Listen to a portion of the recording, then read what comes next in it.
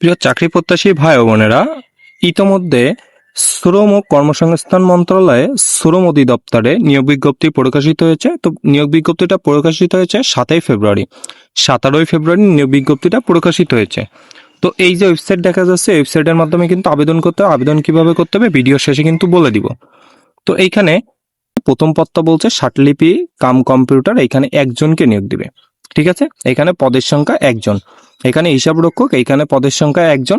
এগুলো হচ্ছে কোনো শিক্ষিত বিশ্ববিদ্যালয় হতে পাশ করলে সে কিন্তু এখানে আবেদন করতে পারবে। 3 নম্বর পদটা বলছে 60 মুদ্রাক্ষরিক কাম কম্পিউটার, এখানে 14 জনকে নিয়োগ দেবে। এইখানেও কোনো শিক্ষিত বিশ্ববিদ্যালয়ে পাশ করলে সেইখানে কিন্তু আবেদন করতে পারবে। এখানে সকল জেলা থেকে কিন্তু আবেদন করতে পারবে। 4 নাম্বারটা বলছে ল্যাবরেটরি টেকনিশিয়ান, এখানে 8 জনকে নিয়োগ দিবে। এখানেও কোনো শিক্ষিত বিশ্ববিদ্যালয়ে জীববিজ্ঞান বিষয়ে স্নাতকধারী এখানে আবেদন করতে পারবে। তারপরে এখানে লাইব্রেরিয়ান সহকারী, এখানে 4 জনকে নিয়োগ দেবে। এখানেও কোনো স্বীকৃত বিশ্ববিদ্যালয়ে পাশ করলে সে কিন্তু এখানে আবেদন করতে পারবে। তারপরে 6 নম্বরটা বলছে যে পরিবার কল্যাণ পরিদর্শিকা, এইখানে 18 জনকে নিয়োগ দেবে। এখানে কোনো শিক্ষিত বিশ্ববিদ্যালয় হতে স্নাতক বা সম্মান ডিগ্রি হলে আবেদন করতে পারবে। তারপরে 7 নাম্বার বলছে যে অডিও ভিজুয়াল অপারেটর, এখানে 2 জনকে নিয়োগ দিবে। এখানে কোনো শিক্ষিত বোর্ড হতে মাধ্যমিক স্কুল সার্টিফিকেট অর্থাৎ এসএসসি পাশ করলে সেইখানে আবেদন করতে পারবে। তারপরে ফার্মাসিস্ট, এখানে 3 জনকে নিয়োগ দেবে। এখানে এইচএসসি পাশ করলে সেইখানে আবেদন করতে পারবে। তারপরে 9 নম্বর পদটা বলছে যে ডাটা এন্ট্রি অপারেটর, এখানে 2 জনকে নিয়োগ দিবে। এখানে কোনো স্বীকৃত বোর্ড হতে অর্থাৎ উচ্চ মাধ্যমিক পাশ করলে এইচএসসি পাশ করলে আবেদন করতে পারবে। তারপরে 10 নম্বর পদটা বলছে নার্স, এইখানে বেতন সংখ্যা 22,490, এখানে 8 জনকে নিয়োগ দেবে। এখানে কোনো শিক্ষিত বিশ্ববিদ্যালয় ইনস্টিটিউট হতে নার্সিং বিষয়ে ডিপ্লোমা। ঠিক আছে। তারপরে বলছে ডিসপেন্সারি অ্যাটেন্ডেন্স, এখানে 5 জনকে নিয়োগ দেবে। এখানে কোনো স্বীকৃত বোর্ড হতে মাধ্যমিক অর্থাৎ এসএসসি পাশ করলে সেইখানে আবেদন করতে পারবে। তারপরে 12 নম্বর পদটা বলছে যে পরিচ্ছন্নতা কর্মী, এখানে 2 জনকে নিয়োগ দেবে। এখানে কোনো স্বীকৃত প্রতিষ্ঠান হতে 8ম শ্রেণী পাশ অর্থাৎ 8 পাশ 8ম শ্রেণী পাশ করলে সে কিন্তু এখানে আবেদন করতে পারবে। 13 নম্বর আয়া, এটা মহিলাদের জন্য, শুধুমাত্র মহিলারা আবেদন করবে এই পদটার জন্য।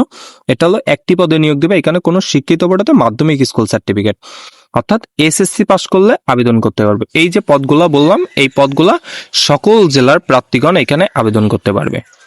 এখানে বয়সসীমা হওয়া লাগবে 1/2/2026 তারিখ অনুযায়ী 18 থেকে 32 বছরের মধ্যে। ঠিক আছে। এখানে ক্রমিক নাম্বার 1 ও 3 নাম্বারের জন্য বলছে বিভাগীয় প্রার্থীদের ক্ষেত্রে 40 বছর পর্যন্ত এখানে আবেদন করতে পারবে। ঠিক আছে, বিভাগীয় প্রার্থীরা এখানে 40 বছর পর্যন্ত এখানে আবেদন করতে। তারপরে আসি যে আবেদন পূরণ সংক্রান্ত শর্তাবলী।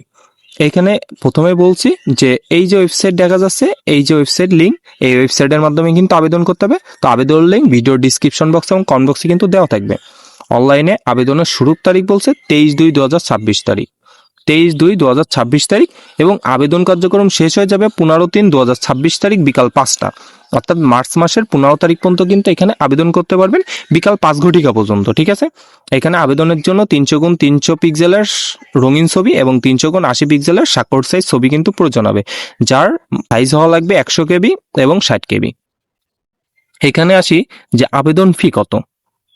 তো এইখানে আবেদন ফি 1 নাম্বার থেকে 10 নম্বর কর্মীকের জন্য 100 টাকা এবং সার্ভিস চার্জ 12 টাকা সহ টোটাল আপনাকে 112 টাকা পরিশোধ করতে হবে। এবং 11 থেকে 13 নম্বর কর্মীকের জন্য 50 টাকা এবং 6 টাকা সার্ভিস চার্জ সহ 56 টাকা পরিশোধ করতে হবে। এবার বলি সকল গ্রেডের পদের জন্য, মানে 1 থেকে 13 নম্বর কর্মিক পদের জন্য যারা অনগ্রসর আছে বা শারীরিক প্রতিবন্ধী, ক্ষুদ্র নিগোষ্ঠী, তৃতীয় লিঙ্গের যারা আছে, তারা এইখানে 50 টাকা এবং 6 টাকা সার্ভিস চার্জ সহ 56 টাকা পরিশোধ করলেই তাদের হয়ে যাবে। ঠিক আছে। সেক্ষেত্রে আবেদন করার সময় অবশ্যই এই পদগুলো, মানে যারা ক্ষুদ্র নিগোষ্ঠী আছে সিলেক্ট করতে হবে, শারীরিক প্রতিবন্ধী আছে তারা সিলেক্ট করে নিবে। এখানে 72 ঘন্টার মধ্যে আপনাকে ফিটা জমা দিতে হবে। আবেদন সাবমিট করার 72 ঘন্টার মধ্যে টাকাটা জমা দিতে হবে। তো আবেদনের টাকাটা কিভাবে জমা দিতে হবে, অবশ্যই আপনার টেলিটক সিম থাকা লাগবে। তো টেলিটক সিমের মেসেজ অপশনে প্রথমে যে লিখবেন DOL বড় হাতের দিবেন, দিয়ে স্পেস অর্থাৎ মাঝখানে ফাঁকা অংশ দিবেন, দিয়ে আবেদন সাবমিট করার পরে আপনাকে একটা ইউজার আইডি দিবে। আবেদনপত্রে একটা ইউজার আইডি লেখা থাকবে, সেই ইউজার আইডিটা দিয়ে 1622 নম্বরে সেন্ড করবেন। সেন্ড করার পরে আপনাকে এমন একটা SMS দিবে, এখানে আপনাকে কত টাকা ফি কাটবে সেটার SMS দিবে এবং আপনাকে একটা পিন নাম্বার দিবে। তো দ্বিতীয় SMS এ লিখবেন DOL স্পেস দিয়ে ইয়েস দিয়ে আবার স্পেস দিবেন, দিয়ে পিন নাম্বারটা দিবেন। প্রথম এসএমএস করার পর আপনাকে একটা যে পিন নাম্বারটা দিবে, সেই এসএমএস পিন নাম্বারটা দ্বিতীয় এসএমএস করার সময় দিবেন, দিয়ে 1622 নম্বরে সেন্ড করবেন। সেন্ড করার পরে আপনাকে ঠিক এমন একটা এসএমএস দিবে যেখানে আপনার অ্যাপ্লিকেশন নাম অর্থাৎ আপনার নাম দেখাবে এবং আপনাকে একটা ইউজার আইডি এবং একটা পাসওয়ার্ড দিবে। তো ইউজার আইডি এবং পাসওয়ার্ডটা কোথাও সুন্দরভাবে সেভ করে রাখবেন বা কোথাও লিখে রাখবেন, কারণ পরবর্তীতে আপনি যে পরীক্ষাটা দিবেন সেই পরীক্ষাটা দেওয়ার জন্য আপনাকে একটা অ্যাডমিট কার্ডের প্রয়োজন হবে। সেই অ্যাডমিট কার্ডটা তোলার জন্য কিন্তু ইউজার আইডি এবং পাসওয়ার্ডের প্রয়োজন হবে। তো সুন্দরভাবে কোথাও লিখে রাখবেন বা কোথাও সেভ করে রাখবেন। তো এই হচ্ছে শ্রম ও কর্মসংস্থান মন্ত্রণালয় শ্রম অধিদপ্তরের নিয়োগ বিজ্ঞপ্তি সম্পর্কে বিস্তারিত আলোচনা। কোনো বিষয়ে যদি জানার থাকে অবশ্যই কমেন্ট বক্সে কমেন্ট করে জানাবেন।